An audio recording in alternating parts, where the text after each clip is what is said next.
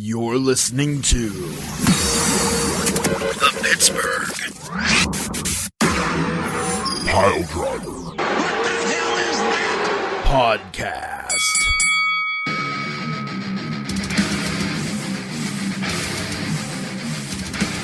Well, happy day. I can't say that it's Thursday, but I can, because that's when we're recording this. And frankly, that's all that matters to me, is when we're recording this. You have the freedom to listen to it whenever you want. Such is the glory of YouTube. Enjoy that. We have a wonderful episode tonight filled with picks.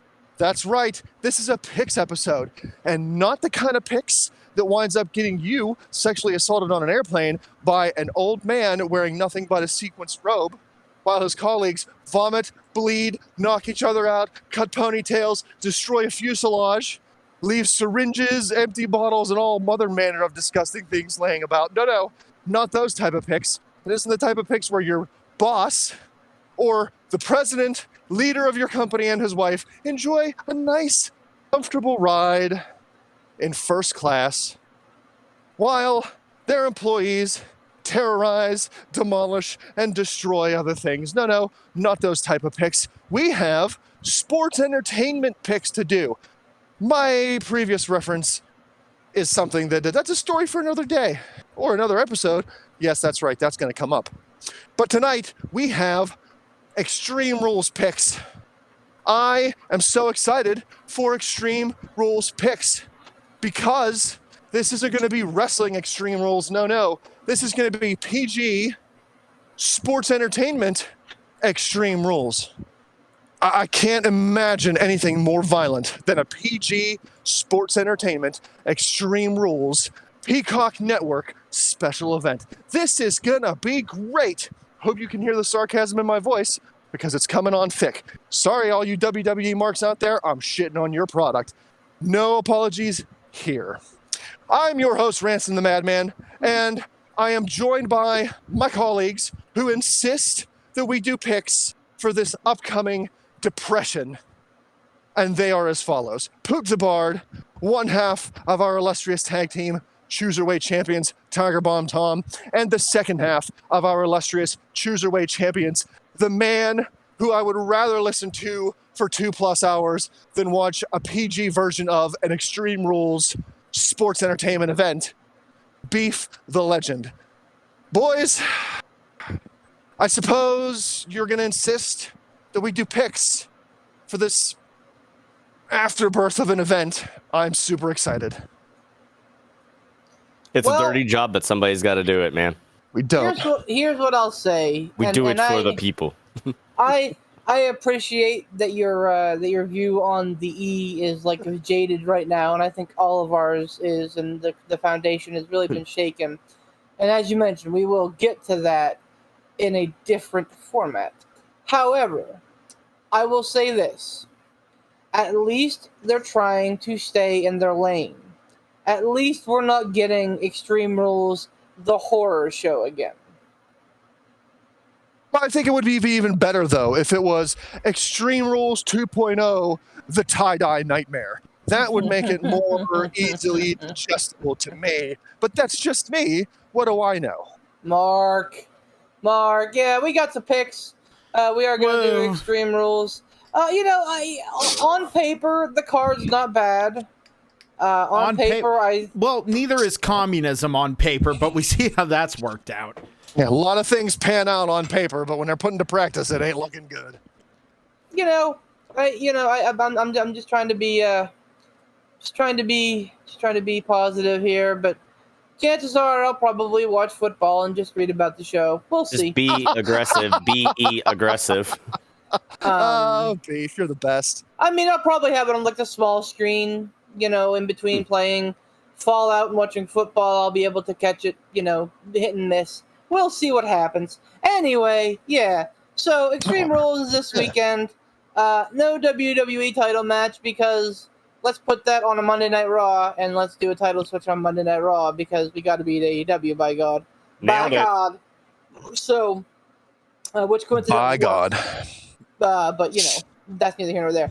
We got 6 matches for Extreme Rules. As always, I'm not even going to talk about people putting their picks up because by the time they hear this, their picks should be up already. So, yeah, if you didn't put picks up, then you lose, fuckheads.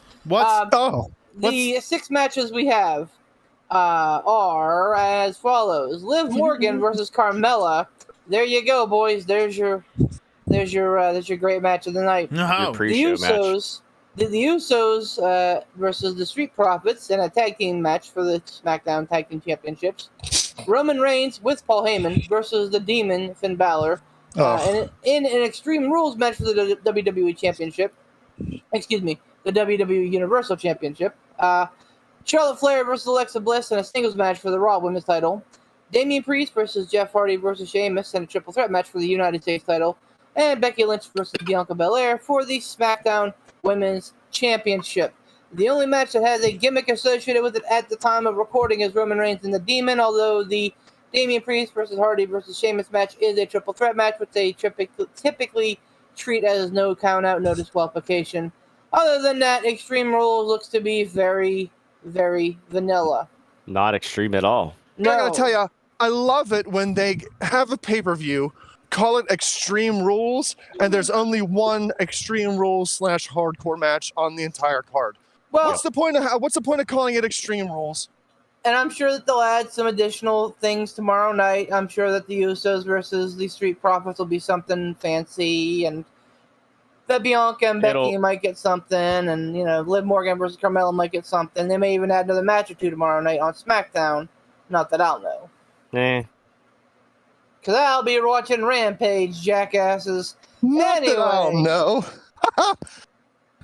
The mark you're going to say, well, Rampage is on after SmackDown. Yeah, well, fuck SmackDown. And fuck Raw. Fuck WWE. Anyway, here are the picks. Jeez. We will lead with... Salty. I'll lead us off because I'm that kind of guy. Liv Morgan versus Carmella. I mean, what can you say? It's Liv. Eventually, they got to push her, right? And I'm putting 3 points on Liv Morgan. Wow. Pootward the third. Easy, Rick. Oh, jeez. All right, hold on. All right, see. I'm gonna go with Liv. I'm gonna go Liv Morgan for 2 points. Ransom. I'm going to echo Poot's sentiment to the exact replication. Tomothy. I'll say Liv Morgan for 1 point. Honestly, I have to say though, why? In what world does it make sense to put Carmella over Liv Morgan here? I mean, I know there's a definite possibility that it can happen, but why? Cue the Ryan Reynolds gif, but why? I don't know. It just kind of depends on what's been going on TV because I have no idea. I mean, any which way you look at it, though, there's no reason that Liv Morgan should not go over Carmella. Well, very often there's no reason for anything that happens in Stanford country. It just Welcome to WWE where the points don't matter and the titles are completely irrelevant. Much like the All-Father Todd Howard of Bethesda says, it just works. I think that Vince McMahon has that same logic. It just works. Moving on. Tag team title match for the SmackDown tag team titles. We get Jimmy and Jay, the Usos, versus the Street Profits. Pootski. Street Profits versus the Usos. Yes, sir. This is just for kicks. It's not for any kind of belt. Titles on the line. Titles are on the line. SmackDown Tag Team Championship. Sometimes I feel like I talk to walls. Yeah, you do. I am a wall. Suck my ass. Hang a picture a wall on it. of handsomeness. Thank you. I'm the walrus. Goo goo gachoo. The fuck up, Tom. I'm gonna put. Wow. He gets a few beers in him, and he gets fucking big old lady balls Oh, on no, him. I I'll tell don't. you. It's a fucking Lebowski reference. Keep your fucking jockstrap on. I don't know. Jeez, So, oh man. I don't know. reference, That's kind of hard for Tom to do. What with the tripod? Thank you, True. sir. Damn it, welcome. no.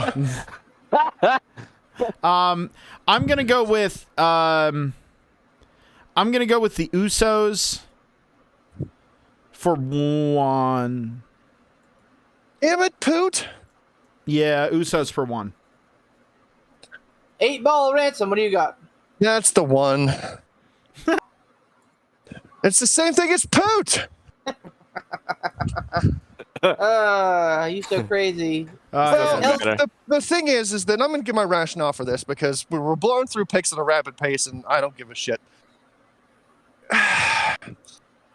I really don't feel like that. I feel like there needs to be a big to-do between the New Day and the Usos. And I feel like that big to-do either needs to be like champions versus champions or titles involved. It's like, oh, the Usos are the tag team champions, but oh, here comes the New Day. Oh, what? New Day rocks. Take the titles. Haha, what a swerve. A bing bong bang. But at this, hold on, I'm not done. I know they're on different shows, yada yada. Yeah. But I don't know. Like I feel like there needs to be something there. They did a nice little build thing between the New Day and the Bloodline or the Bloodlust or Gangrel, whatever you want to call them. And I don't know. It seems It seems weird that they would suddenly take the time. I feel like it's going to be one of those things where it's like, oh, the Bloodline, they lose it all at once. Like, oh no, it just all completely crumbled out beneath them. And I don't know if now's the time for it to happen with the Street Profits on some random dumb Extreme Rules pay-per-view. Maybe my line of thinking is stupid and way off, but that's what I got. They actually had the Bloodline versus New Day on Raw on Monday night. Yeah, And then, why not? Why not have it on a Raw? And then later in the show, they had Roman versus Lashley versus Big E, which Roman won. So sure, like why build the Survivor Series when you can just give it up on Monday Night Raw? Why not? El Tigre. Who are you picking for this tag team title match? Oh, see, for some of the reasons that Ransom was mentioning, I was thinking of going with the Street Profits, but I think he may have swayed my decision. Sorry, I wasn't intending to sway anybody. I was just kind of giving my outlook on things. I don't know. Don't listen to me. What the fuck do I know? I don't know. You know what? I mean, this is rough. See, I'm thinking this could be the precursor to the Bloodline splitting up. Like they lose this, and then, and then Roman ends up losing the title like soon, but not just yet. I mean, we do have the fucking blood money, the bloodening part due coming up. So I mean, there is that. So this could be it. You know what? Will be back. You know what? Fuck it. I'm gonna go. You know what? I'm gonna stick to my original gut. I'm gonna go with the Street Profits, and I'm gonna put 2 on it. Oh my. I don't know. The Street Profits deserve it. I like the Street Profits a hell of a lot more than the Usos. The Street Profits are on commercials promoting WWE in a great light. Meanwhile, the Usos are out there drunk driving over and over and over again. And what happens? Not only do they keep wrestling, they get titles put on them. Well, they've got that Jeff Hardy syndrome. Because that's what happens when you make plans for a full year and you refuse to be moved from them. You end up fucking looking like a fool. And then a Dark Side of the Ring comes out, and then you look like a dumbass who can't control anybody. Anyway. I'm Jeez, picking, man. You know what? Like, I have no faith in WWE. I have very little want to watch the pay-per-view or any WWE show for that matter. I mean, it really seems like this Dark Side of the Ring. I know we're not going to talk about it on this show. We're going to get to it on our next show. Spoiler alert. But, geez, man, it really seems like that put you into like a very big WWE funk after watching that. Is that right, or am I perceiving that wrong? Well, I think that's a part of it. I think NXT getting blown up and then like playing Legos with the rubble isn't helping. And I playing think, Legos with the rubble. I think that AEW absolutely being on fucking fire right now isn't helping either. So all of these things are leading me to give less and less shits about the show that brought us to the dance, so to speak. All that being said, I believe that the Usos will retain because, again, what's a good storyline without a year-long title reign? For everybody. Everybody gets titles. The Usos, Roman, Naomi's going to be Becky for the title at some point. I'm sure if they have like if they have a cousin under 205, he'll probably show up on NXT and get the Cruiserweight title. Lots of great things are happening for the fucking bloodline. The Samoan legacy. Go for it. Sure. Dig in. Sure, why not? Wait, hold on. Did Naomi actually like join the bloodline? Not yet. She will. Don't worry. It's coming. Are they teasing it? It's down the pike. No, but it's gonna happen. And then if they are gonna bring up even. I was gonna say if they haven't done it by now, I don't think that they will. I think you'll see. Then they're gonna bring up either Hit Row or Legado del Fantasma at the feet of the bloodline. Because why have anything in NXT? But anyway, yeah, the Usos for 2 is my pick. Okay. Charlotte, the reigning defending person I couldn't give the biggest fuck about ever, versus Alexa Bliss for the WWE Raw Women's title match. It is at this point only a women's singles match. I don't fucking buy it. Like something fucky's gonna go down. So make your picks accordingly. Plan for something fucky to get down. But that said, Ransom, lead us off. Oh boy. I feel like we can all agree that we want Alexa Bliss to win the title. If I'm speaking out of turn, feel free to correct me when I'm done, because I don't want to speak for anybody here. But I really don't know which one of the 4 of us would want Charlotte to have the title over Alexa Bliss at this point. But anytime Charlotte is involved with somebody, I don't have a good outlook on it because I feel like it's inevitable. I feel like she's the Thanos of WWE. She's inevitable.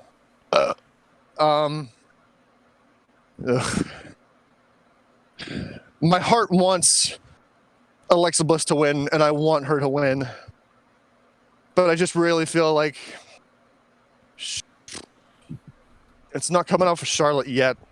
I feel like maybe they take it off of Charlotte, maybe at a Survivor Series, just to wind up giving it back to her at Mania, because Lord knows that's what they do. So I'm going to pick Charlotte with whatever the lowest number I have left is. That would be a 3, sir. I'll take it. Tiger Bomb, who you got? I'm picking Charlotte to win with 3. But obviously, I echo Ransom's sentiments in that I would want to see Alexa Bliss win it, but unfortunately, I don't think that's going to happen because WWE doesn't like to do the right thing, and she's probably I don't know when her and her fiance are set to get married or anything like that, but I'm sure she's probably going to want to take time off for that. So, I mean, there is that too. I think Ransom hit it on the head. Charlotte is 100% the Thanos of WWE. She's inevitable. It's inevitable that she has more reigns than her father as they are working to erase his legacy. As of this talking, they have already taken the woo out of the beginning monologue. Oh, have they? Yep. And I thought they had left it in previously. Nope, on NXT it was gone. Okay. And then I'm gonna be taking that out of my stream too. I can't blame them. Fuck that shit. Would not shock if they just call her Charlotte now. Didn't they stop selling his merch? Yes. Yep.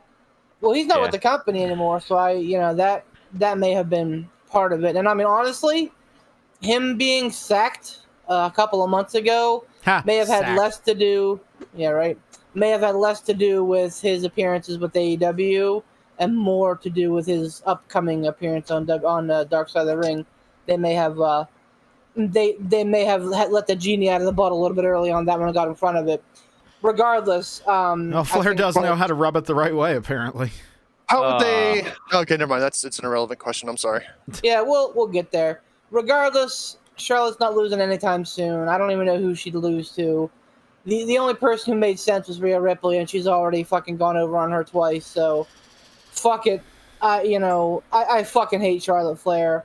I fucking hate Ric Flair. I've hated Ric Flair for a long time, and hopefully more people are on my side of the fence now than ever before. Regardless, I think Charlotte is useless, and I think that she's going to have the longest title reign ever, unfortunately. 5 points. That's how confident I am that she's going to be around forever. 5 points on Charlotte. Poot, kick us off. I'm finish us going to off be on the this Charlotte pick. dissenter, and I'm going to say Alexa Bliss for 3. I love your positivity, Poot. I'm not being positive. I'm just taking a risk because I'm either going to really win or I'm going to fucking come in last. One of the two. I really hope you're right for. Yep, me too. For my mental health. I would be ecstatic if this one threw Poot up in the rankings. Yeah. Just because nothing would make me happier than to see Alexa Bliss go over Charlotte. Hey, listen, man. You know what? Play stupid games. Occasionally, you don't win stupid prizes. So that's right. My WWE depression has led me to shirk my duties of the grandmaster of the picks. So I forgot to go over the points. So I'll do it at the end. Poot's gonna need some Hail Marys here. That's why I'm taking them. Like I said, there's always another month. It's true. That's true. Me too, buddy. Me too. Becky versus Bianca in another match that I'm not real fucking thrilled about. That surprises me because I thought you were always a pretty big Becky Lynch guy. Well, I was until she came back and beat the best thing they had going, like in fucking 30 seconds. Remember, in WWE, it's not how you do your job; it's who you know and who you blow. Wow. Becky Lynch, the SmackDown Women's Champion versus Bianca Belair. Again, this is straight up. I anticipate something being added tomorrow night. We shall see. Tom, what do you think? Becky Lynch for 4. Nice and succinct, my man. I'm going to do the same. Becky Lynch is a fucking steamroller right now because WWE is like, hey, how can we piss off more fans? Let's have her beat Bianca again. Are they booking her as a heel? Yeah. Cool. Yeah, I forget. She's coming out with this big stupid fucking fur jacket and these dumb looking fucking sunglasses. Oh, so pretty she's much ripping off Sasha Banks, you know. I was gonna say so she's ripping off Seth Rollins's gimmick when he was coming out in the fur jacket and everything. Kind right? of, yeah, kind of both. It's very reminiscent of whenever Melina debuted. And, like, Mickie James was like, so are you trying to be me or beat me? Because those are two different things. Like, there was a lot of heat between those two. I feel the same way about Becky Lynch with her current character. It feels a lot like the Boss character. Can I throw something out there completely random? I have NXT on in the background, and I'm watching Cameron Grimes wrestle somebody who looks like a fucking... like Jehovah's Witness coming to your doorstep. Like, why? I don't know. It's all part of them being edgy. He's a dude that's like a fucking edgelord, like a safe spacer. Like basically WWE is making fun of the edgy safe spacers, like the faux safe spacers from like fucking like Reddit and that shit from like 2 years ago. Which would put it in running for the most modern gimmick that WWE has had in 20 years. Oh, jeez. Anyway, I'm picking Becky Lynch for 1 point because fuck Bianca, right? Poot. Becky Lynch for 5. Yeah, she's your girl. Don't let Seth know. Nope. Although I'm sure if you had, seeing as penis girth and length is going to be on the menu over the course of the next couple of shows, and with Tom in the room, I guess it's always up for grabs. Giggity. Where are you going with this? I'm really confused. I feel like you just wanted to say the word girth. You could probably outdo her current man, Seth Rollins. So that's all. That's where he was going. Thanks, he was buddy. he was trying to compliment your penis. Yeah, man. More Thanks, about man. insulting At least Seth, someone but does. Ransom, help us! Pull us out of this terrible pit that I put us in. I can't help anything. This is just all relevant and terrible. Pull out. Relevant. Yeah, and you know what? terrible. I'm keeping it in. Let's just keep it in and go with Becky Lynch for 5 points. Fuck around and find out. And I'll say this: like, we're not trying to make light of everything that had happened, and we're gonna have a fucking serious talk on the next episode about the big time. If we can be serious for a moment. We're having some yucks now, but we're not trying to belittle any of that. Like that's a real fucking problem. Damian for the United States title, Damian Priest, the current champion, versus Jeff Hardy versus Sheamus. Because why not give Jeff Hardy more work? I'm sorry, I'm being very negative to WWE tonight, and I apologize. It's coloring my picks and my presentation of the picks. I apologize. I need to be a fair a fair journalist. Fuck him. That's why. Triple threat match, meaning that there's going to be no disqualification, no countouts, probably. Depending on WWE's whim, who knows? They'll probably change the rule in the middle of the match. Who fucking knows? The referee will start counting. Yep. Rope break and referee count to 4 because. Blank, blank, blank. Why not? Me, Priest, 4. Too soon. Good champion. Only good thing they have going right now. Well, one of a few things they have good going right now, which means they're probably going to fuck it up. Who? Sorry, Priest for 4 is my pick. What is it? Priest again? Versus Jeff Hardy versus Sheamus. It's I'm going to say Priest for 4. Because I really not saying they won't fuck this up because I've learned not to say words when it comes to WWE. So I'm just you know what, it is what it is. I'm gonna lean on Damian Priest here. That's what I've got. Like, it has to be Priest.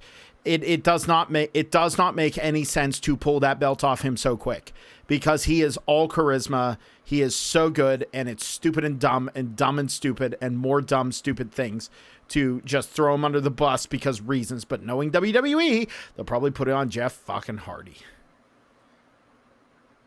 I love it. Ransom. I'm in full agreement with both Beef and Poot in Priest for 4, and also, which means it's pretty much almost guaranteed that Sheamus or Jeff Hardy is going to win this dumb title. Tom? I also say Priest, but I have my 5 points on it. They won't take it off of me here, but they will find a way to fuck it up. I'm sure of it. And also, Beef, make sure you're keeping me honest, though, because I think I'm keeping track of the points that I use, but I'm not writing anything down. Nope, you're good. Everything is above board tonight. Thank you. Yes, sir. Finally, we have Roman Reigns versus the Demon. Because why not bury the thing that could be the next Undertaker? Oh, wait, they've already done that with Bray Wyatt. Why not bury the other thing that could be the next Undertaker? I'm excited to see The Fiend, and I'm happy to see him back. Wrong. No. But you know what? Demon, not the Fiend. Fuck! Damn it! Yes, thank you for keeping me honest. The Demon. Freudian slips. It is a quite Freudian, but it's probably also... We know what we want to see. Yeah. And I know what I'm gonna see in another month. This is like the fucking watered down non-alcoholic version of the Fiend is the Demon. Sorry. No. Sorry, Finn Balor. No, it is. Let's be honest. No, the Fiend. The Demon's been around longer than the Fiend. Yeah. The Demon is a completely separate thing, all into its own. Well, and it's a wonderful gimmick that sold a lot of merch and made him a main event player. I'm not going to get my pick yet because it's not my turn. Ransom, you're going to... Wait, no. Poot. Sorry.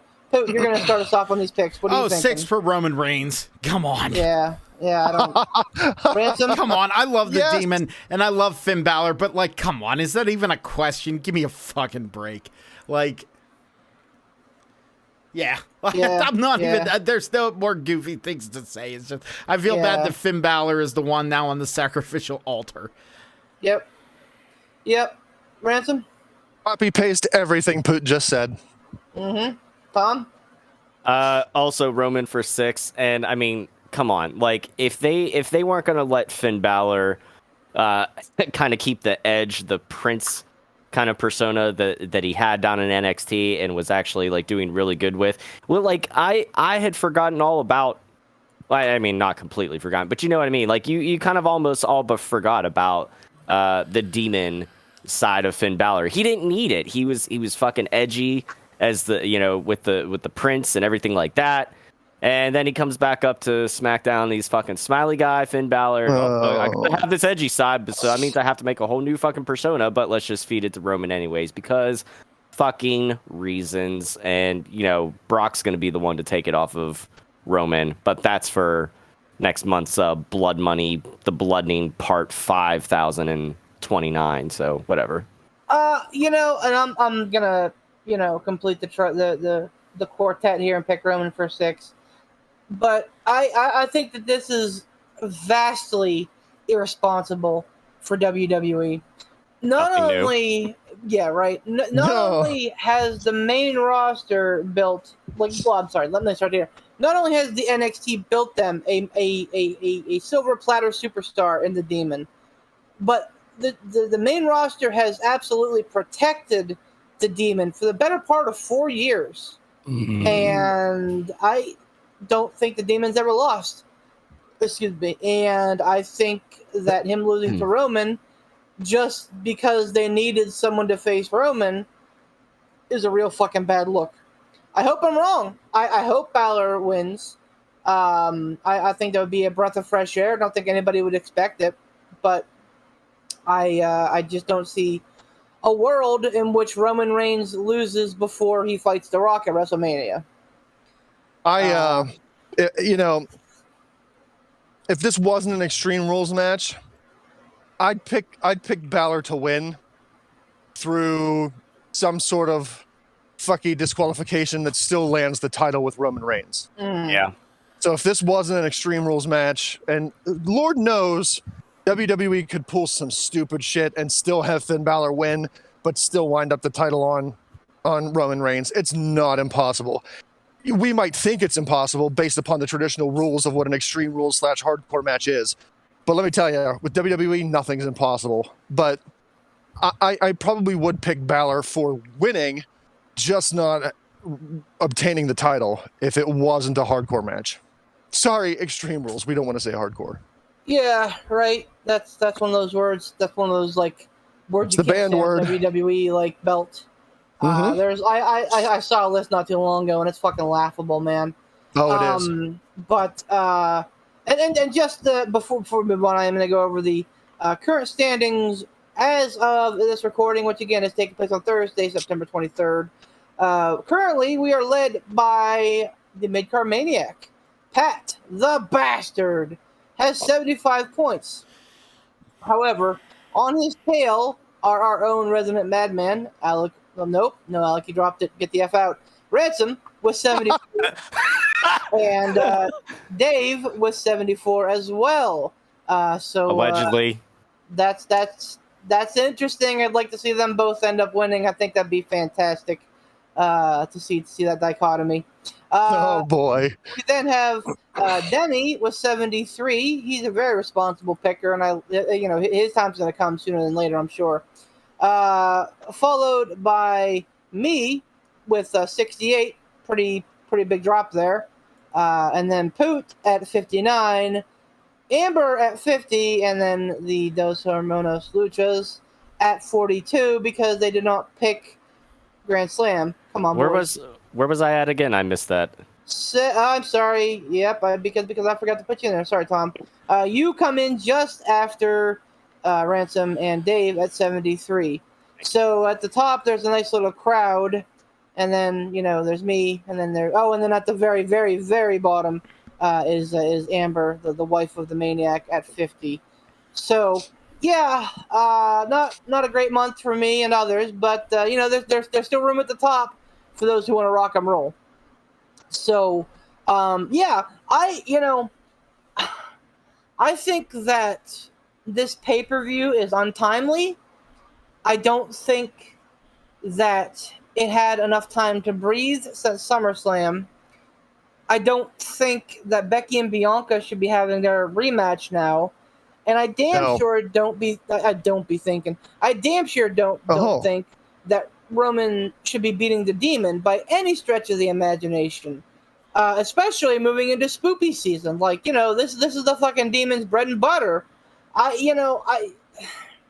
feel like right now, as much as Vincent Kennedy and McMahon does not want to say we are in a ratings war, he is encouraging creative to throw shit at the wall and see what sticks. Because this is really all very weird and rushed and just ill-timed, I think. The two that stick in my craw the most are two that Beef did bring up. Becky and Bianca. Why? Really, Bianca deserves to have that title back. And I feel like if they would wait until like a Rumble, at least, or even a Mania, they could get that title back on Bianca, maybe make her look good as opposed to how they had her lose to stupid Becky Lynch. But yet they're having the rematch happen at the pay-per-view right after. And for all intents and purposes, I am convinced that Becky Lynch is going to win this one. So now there's two. Now there's two that Becky Lynch has taken away from Bianca. So are they going to build Bianca back up? Or is she going to get thrown back into mid-card? She doesn't deserve to be there. She deserves to be on top. The pop that she got at Mania is clear indication that she deserves to be on top. People went freaking nuts when she won. That was probably the highlight of that night, was that last hair whip to Sasha Banks and then the win. That is the picture perfect example of a WrestleMania moment. So to have Becky Lynch now go over twice on her clean, boom, boom, back to back, go over on Bianca. Where does Bianca go from here? Like, why? What are you doing to her? And two, is there no one else that you can feed to Roman Reigns? You have to feed not just Finn Balor, but you have to feed the Demon.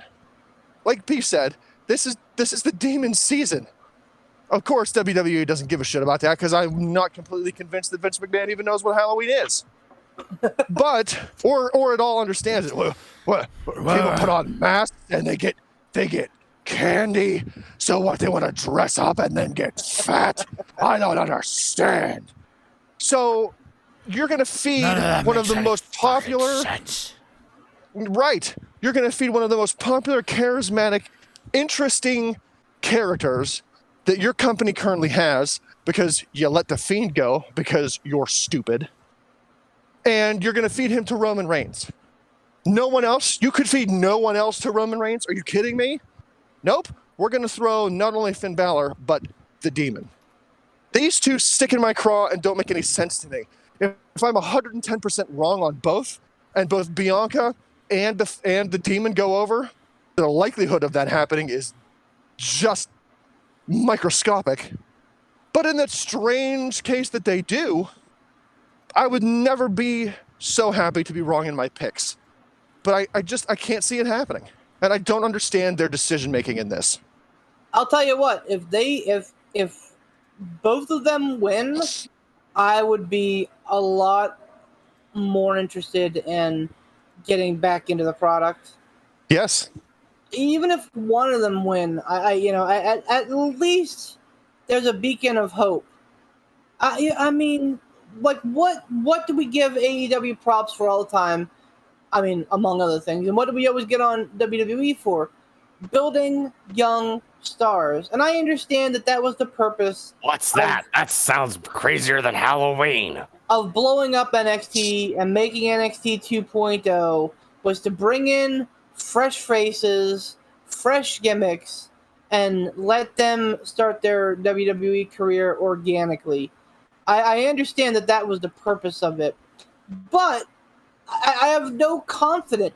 Even if I get behind a guy like Braun Breaker, a.k.a. Rex, or Rex Bronson Cannibal. Rexsteiner, a.k.a. yeah, my God, a.k.a. son of the dog-faced gremlin who wrestles like his fucking uncle, which Rex is a huge McGex. compliment. Like even if I get behind a guy like Braun Breaker, like what confidence do I have? Because they were hand-delivered. Asuka, where's she? They were hand-delivered Rhea Ripley. Fucking, now she's a fucking tag team champion with Nikki ASH. What the fucking do? They were hand-given Bianca Belair. Wait. Who's what now? Yeah, Rhea and Nikki ASH are women's tag team champions now. They beat Natty and Tamina on Raw. So What, like, did that also happen on the same show with the Big E title win? no, Or that happened this past Monday. Oh, well, whoopie fuck me do. Yeah, that just tells you how big of a problem it is that information was buried. But my point here is that they have all of these great talents that they've absolutely missed on. Why? And that's why I don't want to give a fuck about anybody in NXT. That's why I don't want to. The minute that I heard that NXT was being rebranded to be a developmental, I was like, I'm out. And people are like, well, yeah, but that doesn't mean the quality's going to go down. Here's the thing. I never cared about an NXT talent because I wanted to see them on the main roster. I cared about an NXT talent because I wanted to see how awesome they could be in NXT before they got to the main roster. Now, it's just an extension of the main roster, and I'm out. So I have no confidence that Bianca's going to win. I have no confidence that Rhea's going to do anything for the next 3 years. I have no confidence that any of these people in NXT are going to be big in the next 5 to 10 years. I have no confidence in anything right now. And why should you? Their track record just goes to prove your point in all of this, is that we shouldn't have confidence. They had something great in NXT 1.0. It's not like they were building up old stars. I don't like, I get it. Like, oh, we want to build stars of the future, but what were you doing before? It's not like you were building up old men and old ladies. You were building up young, up-and-coming stars before. And they were going to the main roster and getting fed to old people like Randy Orton and, the cavalcade of people that have been on the main, Jeff Hardy. Freaking Karrion Kross, young, up-and-coming guy in WWE. Yeah, he's had fame other places, but you fed him to Jeff Hardy. So what do you do? Like, what was NXT 1.0 doing? If they weren't building up young stars. They were building up young stars, but they got to the main roster and got pooped on. So really, if you're going to revamp NXT, what you need to do is continue to build young stars like NXT 1.0 was doing, except when they go to the main roster, how about you don't feed them to Randy Orton or to Jeff Hardy or to Sheamus? God love Sheamus. Poor Sheamus. What's he done, to deserve vitriol? Nothing. But at the same point, why are you feeding younger guys to these old heads, these veterans who have been there? Like, where's the buildup? They've conditioned us to expect little to nothing out of NXT because we've seen the patterns over and over again, and we know what to expect. Disappointment. That's what they've conditioned us to expect. Yerp. Well, speaking of disappointment, let's end the show on the high note. Let's go out and prove that we are smart and do some Stump the Chumps, shall we, gentlemen? I love it. Let's do it. All right, so our resident and current leader of the cruiserweight title run right now, Mr. Midcard Maniac Pat Shannon sends us this question: the first Bad Blood in 1997 is remembered for the first Hell in a Cell match introducing Kane. So who fought randomly? Who fought for the tag team championship and who won? I bet you Ransom knows this for sure. Freaking Pat, what are you doing? Why is he talking? Okay. I love the way he prefaced this question. It's known for the debut of Kane in the Hell in a Cell. Who are the tag team champions? What the hell? That's Freaking good. Pat. He's a shit. treasure. That's good. You know, shit. even if he doesn't win, I feel like he deserves spots on these shows. A, just because he sends in so many Stump the Chumps so regularly. And B, because he gives us gems like that. Like, that's fantastic. And he's very well spoken too. I love having Pat in the show. If only he could win more, we could have him on the show more. Oh, this guy. Oh. Throwing This slow fucking shade. guy. Throwing slow So anyway, shade. tag team champions, Bad Blood 1997. Who was the match between? Who won? I have no idea. So that was 90. Did he say that? Bad Blood 97? Yep, Bad Blood 97. I'm gonna say the Outlaws maybe. Are the Outlaws in that? No, I think it's too. I mean, they were around, but they weren't. Yeah. They weren't DX for that, because if that was Kane's debut, well, yeah, the 90s, because that was before the Outlaws even joined DX.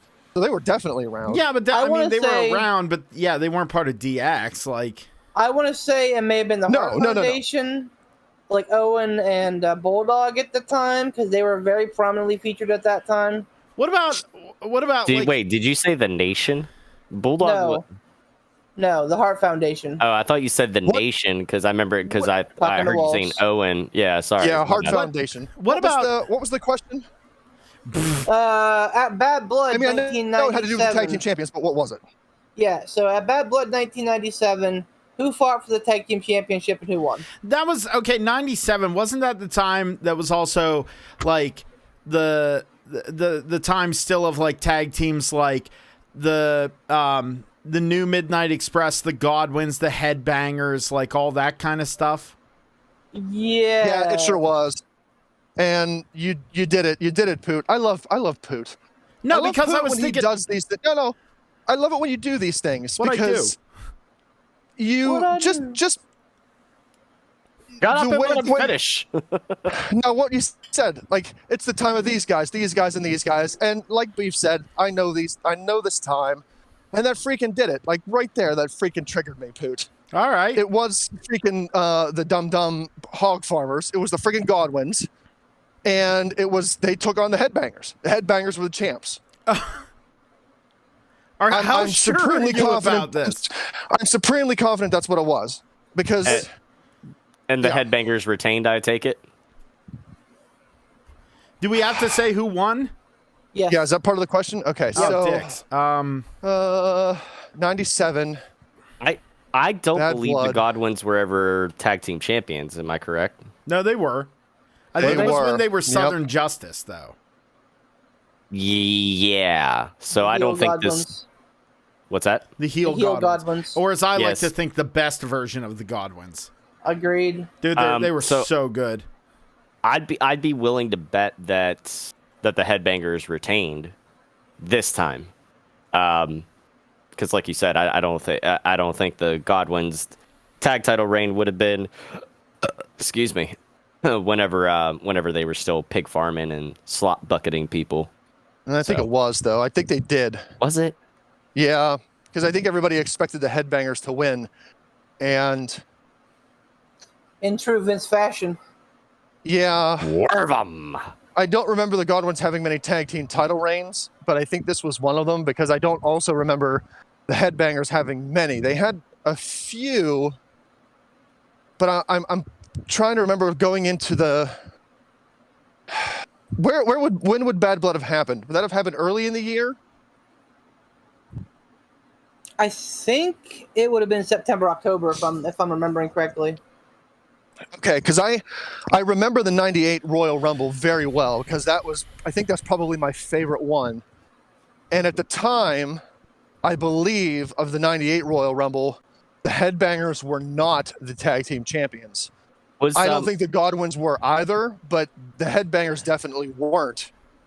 Now, correct me if I'm wrong. There haven't been many Bad Blood actual pay-per-views, if I'm not mistaken, correct? I would say 3 or 4. Yeah, 3 or 4. They had one in the they had one in the early 2000s, because I think Triple H defended the World Heavyweight Championship against Kevin Nash at a Bad Blood. Sure did. Yep. After, the NWO collapsed and Kevin Nash came back from one of his many quad tears.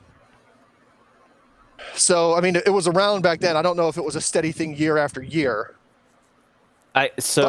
Yeah, I was gonna say because if this was the first Bad Blood, this was like Bad Blood in your house. Yeah, I think this it probably still would have been an In Your House because they were still doing In Your House at that point. Yep. Yeah, Can't confirm. Yeah. So yeah, I would say that the Godwins Headbangers and the Godwins won. That's it. That's what my guess is because I'm basing it on if it happened that late in the year. The Headbangers definitely weren't the tag team champs come January of '98 for the Royal Rumble. I can't remember who was, but they weren't. I'm going with going with Ransom's logic there. So I'll concede to say the Godwins. Yes. Poot, are you okay with that too? Yeah, yeah. Yeah, man. I don't question Rayman Ransom. He says, hopefully, this is a little harder than the last ones. Although you guys have been on point, and I commend you. Thanks, Pat. We appreciate it. Real recognizes real. The answer is the Godwins won the titles from the Headbangers. Nice. The other title match was Owen Hart versus Farouk for the vacant IC title. Ransom's done it again. So that was a big layup. Assist to Poot. Yeah, Poot with the layup, and then sure. Ransom just fucking takes it to the hoop. yes, Poot got me sir. there. Sports ball reference. Poot got me there as he's wont to do on many occasions. It's true. Oh, I bet he does. From the mouth of Poot, we stab at thee. But you know what that means, Pat? Oh, yeah. So happy. I'm so happy. This to end on a happy note. Mr. Pat Shannon, you lose, sir. You get nothing. Bing, there it was. Good day. Good day. I said good day. I said good. Poot, do you want to take us to the glorious Mexican restaurant in the sky as only you are wont to do? Casual Gaming Dad, Sean Tischler, Casual Gaming Dad's Corner, Gould Gaming, Frig Off Ransom, sponsors. I'll do a longer one on the second episode. Here we go!